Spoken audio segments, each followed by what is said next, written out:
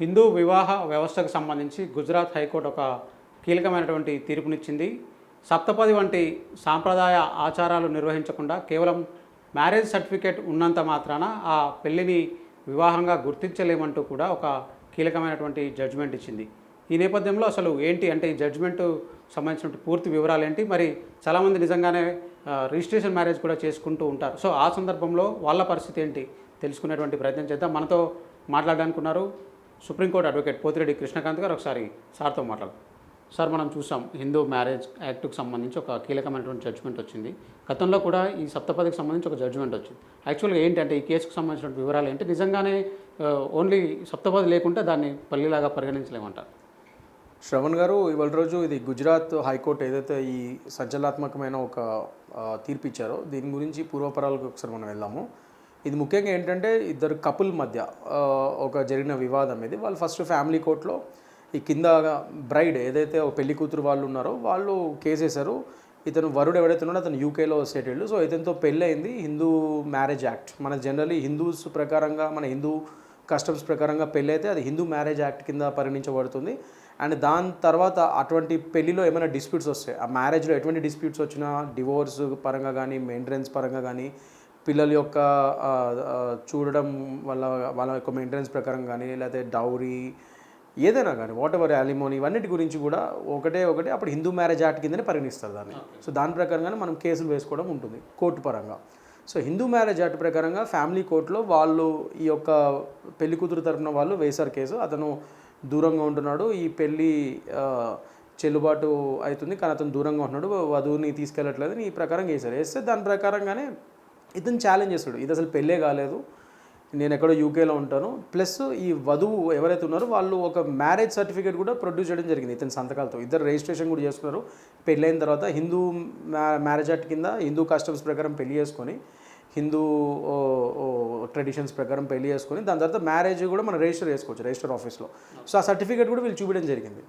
So దాని ప్రకారంగానే కింద ఫ్యామిలీ కోర్టు ఈ పెళ్లి కూతురు తరపున ఫేవరబుల్గా ఆర్డర్ ఇవ్వడం జరిగింది, ఈ పెళ్లి చెల్లుబాటు అవుతుంది అది అని చెప్పి. దాని ప్రకారంగా దాన్ని ఛాలెంజ్ చేస్తూ ఆ వరుడు ఎవరైతే యూకేలో ఉన్నాడో అతను హైకోర్టుని గుజరాత్ హైకోర్టుని ఆశ్రయించడం జరిగింది. గుజరాత్ హైకోర్టు అప్పుడు ఈ కేసు యొక్క పూర్వపరాలు వీక్షించి దాని ప్రకారం ఈ సంచలనాత్మకమైన తీర్పు ఇవ్వడం జరిగింది. అదేంటంటే జస్ట్ బికాస్ ఒక మ్యారేజ్ సర్టిఫికేట్ ఉన్నంత మాత్రాన ఇది హిందూ మ్యారేజ్ యాక్ట్ కింద చెల్లుబాటు కాదు. హిందూ మ్యారేజ్ యాక్ట్ కింద ఒక పెళ్లి చెల్లుబాటు కావాలంటే దానికి కొన్ని conditions and traditions customs already Hindu marriage యాక్ట్లో క్లియర్గా నిర్దిష్టంగా రాసిబడి ఉన్నాయి. అవేంటంటే section 5 of Hindu marriage act ఏం చెప్తుంది క్లియర్గా, దానిలో కండిషన్స్ ఆఫ్ మ్యారేజ్ అంటే ఇది హిందూ మ్యారేజ్ ఒక హిందూ వివాహం కింద చెల్లుబాటు కావాలంటే ఈ కండిషన్స్ సాటిస్ఫై కావాలి. అదేం conditions? Section 5 of Hindu marriage act. ఒకటి, ఇద్దరు మేజర్లు అయి ఉండాలి, వరుడైతే 21 ఇయర్స్ అయి ఉండాలి, వధువు అయితే 18 ఏళ్ళు నిండి ఉండాలి. సెకండ్, ఇద్దరికి ఇది మొదటి పెళ్ళి అయి ఉండాలి. అట్లీస్ట్ ఒకవేళ రెండో పెళ్ళి అయినా కూడా మొదటి పెళ్ళి డివోర్స్ అయి ఉండాలి. మోనోగామి, బేసికల్లీ మోనోగామి అంటే సింగిల్ భార్యతో ఉండాలి. ఈ పెళ్లి చేసుకుంటున్నప్పుడు ఆ వధువుకు కానీ వరుడు కానీ ఒక లైవ్ మ్యారేజ్ ఒక యాక్టివ్ మ్యారేజ్ ఆల్రెడీ అయ్యి ఉండకూడదు. ఒకవేళ అయినా కూడా ఇది రెండో పెళ్ళి అయినా కూడా ఫస్ట్ మ్యారేజ్ డివోర్స్ అయిన తర్వాత వీళ్ళు రెండో పెళ్ళి చేసుకోగలగాలి క్లియర్గా కోర్టు నుంచి డివోర్స్ తీసుకున్న తర్వాత. సో మోనోగామి అనేది main condition. And second, age, వరుడికి 21 ఇయర్స్, వధువుకి 18 ఇయర్స్. దాని తర్వాత ఇద్దరు సౌండ్ మైండ్ అంటే ఇద్దరు పరిపక్వత, మెంటల్ మెచ్యూరిటీ అండ్ పరిపక్వత అండ్ సౌండ్ మైండ్ అంటే వాళ్ళకి ఎటువంటి మెంటల్ హెల్త్ ఇష్యూస్ లేకుండా ఒక సౌండ్ మైండ్తోని పెళ్లి చేసుకుంటున్నారు. ఇది ఒక మెయిన్ కండిషన్. సో ఇవన్నీ ఈ కండిషన్స్ క్లియర్గా సెక్షన్ 5 ఆఫ్ హిందూ మ్యారేజ్ యాక్ట్లో ఉన్నాయి. Section 7 of Hindu marriage act ఏం చెప్తుంది? ముఖ్యంగా ఈ గుజరాత్ హైకోర్టు ఈ యొక్క సెక్షన్ 7 ఆఫ్ హిందూ మ్యారేజ్ యాక్ట్నే ఇక్కడ చూపించడం జరిగింది. అదేంటంటే అందులో క్లియర్గా మన customs of the Hindu marriage act అంటే ఏదైతే ట్రెడిషన్స్ కస్టమ్స్ ఉన్నాయో అవన్నీ క్లియర్గా అందులో చెప్పబడి ఉన్నాయి. సెక్షన్ 7 అంటే సప్తపది అంటే జనరల్గా మన హిందూ వివాహ వ్యవస్థలో మనకు తెలుసు సప్తపది అనేది చాలా ఇంపార్టెంట్. అంటే ఒక అగ్నిగుండం చుట్టూతా 7 అడుగులు వేస్తారు వధూవరులు. సో ఆ వధూవరులు ఆ 7 అడుగుల బంధం అనేది సప్తపది అంటారు. ఆ సప్తపది అనేది కంపల్సరీ కండిషన్, అది సెక్షన్ 7 చెప్తుంది హిందూ మ్యారేజ్ యాక్ట్. సో సప్తపది జరిగి ఉండాలి. దాని ప్రకారంగానే ఒకవేళ సప్తపది ఇప్పుడు నార్త్ ఇండియాలో ఎక్కువ సప్తపది అగ్నిగుండం చుట్టూతా 7 అడుగులు వేయడం అనేది నార్త్ ఇండియాలో ఎక్కువ చూస్తుంటాం. మన సౌత్ ఇండియాకి వచ్చేసరికి ముఖ్యంగా మన తెలుగు రాష్ట్రాల్లో మనం ఈ జీలకర్ర బెల్లము ఇలాంటి కస్టమ్స్ అని ఎక్కువ ఉంటాయి. సో మన సౌత్ ఇండియాలో మన హిందూ మ్యారేజ్ యాక్ట్ ప్రకారం మనం జీలకర్ర బెల్లం ఆ ప్రూఫ్స్ కూడా చూస్తే సరిపోతుంది. కంపల్సరీ సప్తపది అని చూపించకపోయినా ఈ జీలకర్ర బెల్లము ఇంకా ఇతరత్ర చూపించడము, వేరే వేరే కస్టమ్స్ ఉన్నాయి, అరుంధతి నక్షత్రం చూపించడం, ఇలాంటి ఫొటోస్ అవి కూడా పెట్టినా కూడా అవన్నీ కూడా ఇది ఈ కండిషన్స్ కింద వస్తాయి. Section 7 of Hindu marriage act. Hindu మన సౌత్ ఇండియా సైడ్కి వస్తాయి. నార్త్ ఇండియా సైడ్ సప్తపది కంపల్సరీ. ఇంకా మిగతా ఏదైతే రిచువల్స్ అవన్నీ ఉన్నాయో ఆ యొక్క రీజియన్స్ నార్త్ సౌత్ ఈస్ట్ వాళ్ళ ఒక కస్టమ్స్ ఏవైతున్నాయో అవన్నీ కూడా అందులో ఉండాలి ఆ పెళ్లిలో. అప్పుడు కానీ అది హిందూ మ్యారేజ్ యాక్ట్ కింద చెప్పబడదు, పరిగణించబడదు. సో ఇవన్నీ ఈ కేసులో లేవు కాబట్టి కేవలం ఒక marriage certificate Hindu marriage act కింద మీరు ఇది చెల్లుబాటు అయిపోతుందని కింద కోర్టులో ఒక ఆర్డర్ తెచ్చేసుకున్నారు. హిందూ మ్యారేజ్ యాక్ట్ కింద చెల్లుబాటు అవ్వడానికి మీరు ఒక కస్టమ్ కూడా చూపించలేకపోయారు, ప్రూఫ్ కూడా చూపించలేకపోయారు. అండ్ ఒక మ్యారేజ్ సర్టిఫికేట్ తెచ్చారు. ఆ మ్యారేజ్ సర్టిఫికేట్ కూడా యూకేలో ఉన్న వరుడు ఏమంటాడు, ఇది ఫోర్జ్డ్ డాక్యుమెంట్, ఇది నిజం డాక్యుమెంట్ కాదు, ఇందులో నా సంతకం వాళ్ళే ఫార్జరీ చేసి పెట్టారని చెప్పి అంటారు. సో ఏ విధంగానూ మీరు ఇది హిందూ మ్యారేజ్ యాక్ట్ కింద వ్యాలిడ్ అవ్వడానికి ఈ కేసు మీ పెళ్లి చెల్లుబాటు కాదు. ఎందుకంటే నేను చెప్పినట్టు సప్తపది ఈ యొక్క మిగతా కస్టమ్స్ ఇవన్నీ మీరు ప్రూఫ్స్ చూపించలేకపోయారు, కేవలం మ్యారేజ్ సర్టిఫికేట్ ఒకటి చూపిస్తున్నారు అంతే. అది కూడా it's dispute. And most importantly ఇక్కడ ఏమని చెప్పారంటే పెళ్ళి అనేది ఒక ఆట కాదు. ఇవాళ రేపు పెళ్ళిళ్ళు అంటే కేవలం సంగీత ఫంక్షన్లు అవి పెట్టుకొని సాంగ్లు డ్యాన్సులు చేయడం కాదు. ఒక ఒక భార్య అనే ఆవిడ అర్ధాంగి అంటారు, అంటే ఒక జీవిత వరుడికి అర్ధ భాగము.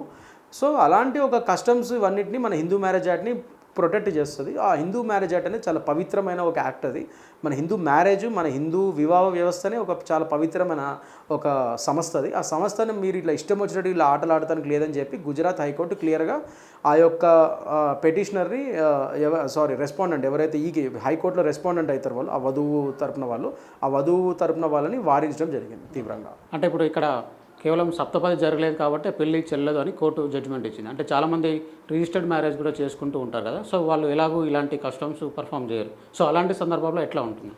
మంచి క్వశ్చన్ అడిగారు శ్రవణ్ గారు. ఒక కరెక్షన్, ఒకటంటే కేవలం సప్తపదే కాదు, సప్తపది as per section 7 of Hindu marriage act అది one of the main condition. అది కాకుండా మిగతావన్నీ కూడా వాళ్ళు ఏది చూపించలేకపోయారు ప్రూఫ్స్ ఈ గుజరాత్ హైకోర్టు కేసు. అందుకని అది హిందూ మ్యారేజ్ యాక్ట్ కింద పరిగణించబడదు అని చెప్పి ఆ వరుడు ఏదైతే అపీల్కి వెళ్ళాడో ఆ అపీల్ని అడ్మిట్ చేసింది అండ్ అలౌ చేసింది. అది ఒకటి. ఇంకోటి మీరు అడిగిన క్వశ్చన్, ఈ రిజిస్టర్ ఆఫీస్లో మరి చాలామంది చేసుకుంటారు కదా, మళ్ళీ దాని సంగతి ఏంటని. మన దేశంలో పెళ్ళిళ్ళు అనేది రకరకాలుగా చేసుకోవచ్చు. ఒకటి రిజిస్టర్ ఆఫీస్లో మీరు డైరెక్ట్గా వెళ్ళి మీరు రిజిస్టర్ చేసుకొని ఫస్ట్ నోటీస్ ఇస్తాం. నోటీస్ ఇస్తే ఒక 30 రోజులు నోటీస్ బోర్డులో వధువు వరుణ్ణి ఇద్దరు ఫోటోలు పెట్టి నోటీస్ ఇస్తారు. ఆ నోటీస్ బోర్డులో పెడతారు ఆ పలానా వాళ్ళ జ్యూరిస్డిక్షన్ ఒక నోటీస్ సబ్ రిజిస్టర్ ఆఫీస్ దగ్గర. సో ఆ నోటీస్లో ఈ లోపల ఎవరు వచ్చి అక్కడ క్లెయిమ్ చేయకపోయినా, ఎవరు డిస్ప్యూట్ చేయకపోయినా ఈ 30 రోజుల్లో అది నెక్స్ట్ అప్లికేషన్ ముందుకెళ్తుంది. ఒక డేట్ ఇస్తారు. ఆ డేట్ ప్రకారం వధువు వరుడు వెళ్ళి పెళ్లి చేసుకోవచ్చు. అది స్పెషల్ మ్యారేజ్ యాక్ట్ కింద వస్తుంది.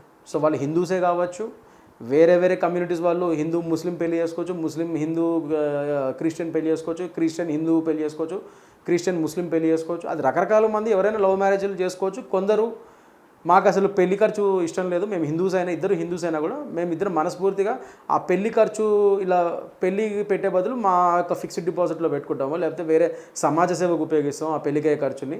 సో మేము కేవలం రిజిస్టర్ మ్యారేజ్ చేసుకుంటామని చెప్పి అనుకునే వాళ్ళు కూడా ఉన్నారు. అలాంటి వాళ్ళు కూడా ఈ స్పెషల్ మ్యారేజ్ యాక్ట్ కింద రిజిస్టర్ ఆఫీస్కి వెళ్ళి పెళ్లి చేసుకోవచ్చు. ఇద్దరు హిందువులైనా కూడా పెళ్లి ఖర్చులు పెట్టుకోవడం ఇష్టం లేని వాళ్ళు ఇలా రకరకాల విధాలుగా ఈ స్పెషల్ మ్యారేజ్ యాక్ట్ కింద రిజిస్టర్ ఆఫీస్లో వాళ్ళు పెళ్లి చేసుకోవచ్చు. సో అది వేరే, అదే చెప్తున్నా.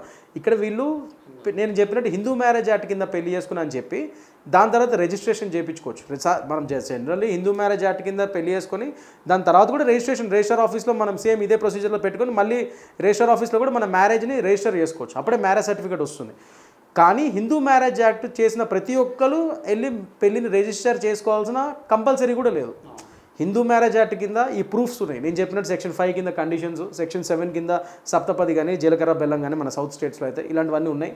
ప్రూఫ్స్ ఉన్నాయి, మ్యారేజ్ ఫొటోస్ ఉన్నాయి, ఇవన్నీ వెడ్డింగ్ కార్డు ఉంది, వెడ్డింగ్ ఇన్విటేషన్ ఉంది, ఇవన్నీ ఫొటోస్ ఉన్నాయి. ఇవన్నీ ఉంటే ఇదే హిందూ మ్యారేజ్ యాక్ట్ కింద ఒక హిందూ వివాహం అయిందని ప్రూఫ్ సరిపోతుంది. ఇది మీరు కంపల్సరీ రిజిస్టర్ ఆఫీస్లో వెళ్ళి చేసుకోవాల్సిన అవసరం లేదు. రిజిస్టర్ ఆఫీస్లో మీరు ఎప్పుడు చేసుకోవాలి, మామూలుగా పెళ్లి చేసుకున్న హిందూ మ్యారేజ్ యాక్ట్ కింద పెళ్లి చేసుకొని మీరు రిజిస్టర్ ఆఫీస్లో ఎప్పుడు రిజిస్టర్ చేయించుకోవాలనుకుంటే అది ఎందుకంటే వధువు వరుడు ఫారెన్కి వెళ్దాం అనుకుంటున్నారు. సో వీళ్ళిద్దరు భార్యాభర్తలని ప్రూఫ్ కావాలి కాబట్టి అప్పుడు ఈ ప్రూఫ్ పెళ్ళైన ఫొటోస్ అన్ని రిజిస్టర్ ఆఫీస్లో పెట్టి వీళ్ళు మ్యారేజ్ సర్టిఫికేట్ అప్లై చేసుకుంటారు. సో అలాంటి వాటికి అదొక వ్యవస్థ. కానీ మ్యారేజ్ సర్టిఫికేట్ అనేది హిందూ మ్యారేజ్ యాక్ట్ కింద పెళ్ళైన వాళ్ళందరికీ కంపల్సరీ కాదు. కేవలం మీరు ఫారెన్కి వెళ్దాం అనుకుంటున్నారు, పాస్పోర్ట్ అప్లై చేద్దాం అనుకుంటున్నారు, మ్యారిటల్ స్టేటస్ ఒఫీషియల్గా మార్చుకుందాం అనుకుంటున్నారు, ఇవన్నిటికీ మీకు మ్యారేజ్ సర్టిఫికేట్ పనికి వస్తుంది. అప్పుడు మీరు పెళ్ళైన ఫోటోలు ఇవన్నీ పెడితే అవి దాని ప్రకారం మ్యారేజ్ సర్టిఫికేట్ తీసుకోవచ్చు. అదొక పద్ధతి.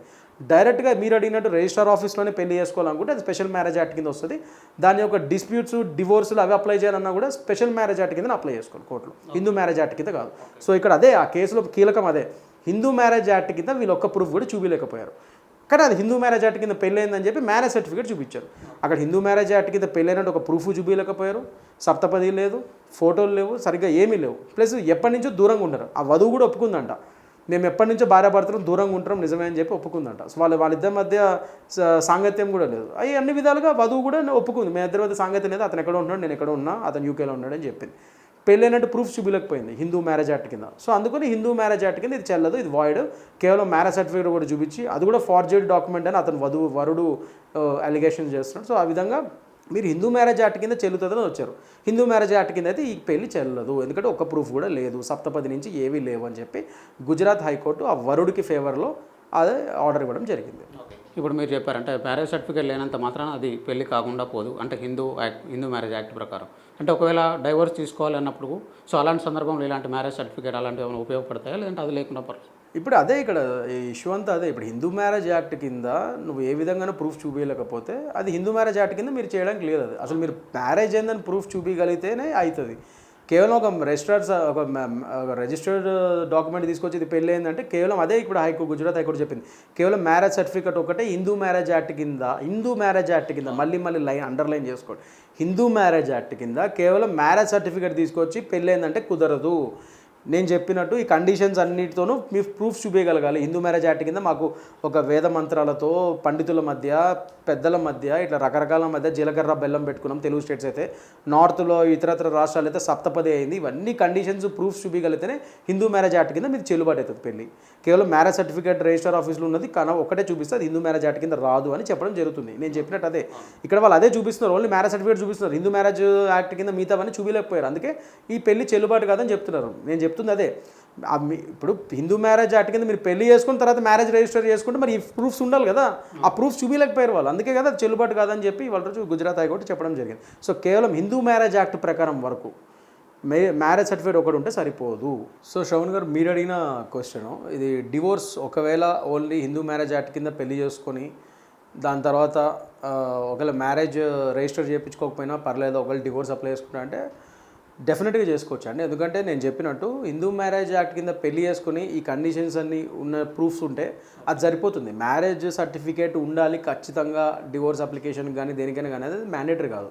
హిందూ మ్యారేజ్ యాక్ట్ కింద మనం డివోర్స్ అప్లై చేస్తున్నాము, దానికి కావాల్సింది ఏంటి, మన తెలుగు రాష్ట్రాల్లో అయితే జీలకర్ర బెల్లం ఫోటోలు, పెళ్ళి వేదమంత్రాల మధ్య పురోహితుడి మధ్య పెళ్ళినట్టు ఫోటోలు, పెళ్లి ఫోటోలు, దండలు మార్చుకున్న ఫోటోలు, ఎట్లాగో చుట్టాలు వాళ్ళు వీళ్ళు ఉంటారు ఫ్యామిలీ ఫోటోలు, ఆ ఫోటోలు ఇవన్నీ పెట్టి వెడ్డింగ్ కార్డ్, వెడ్డింగ్ ఇన్విటేషను, వీళ్ళ ఫొటోస్, పాస్పోర్ట్ సైజ్ ఫోటోస్ ఇవన్నీ పెట్టి మనము డివోర్స్ అప్లై చేయొచ్చు. దానికి marriage certificate is not mandatory.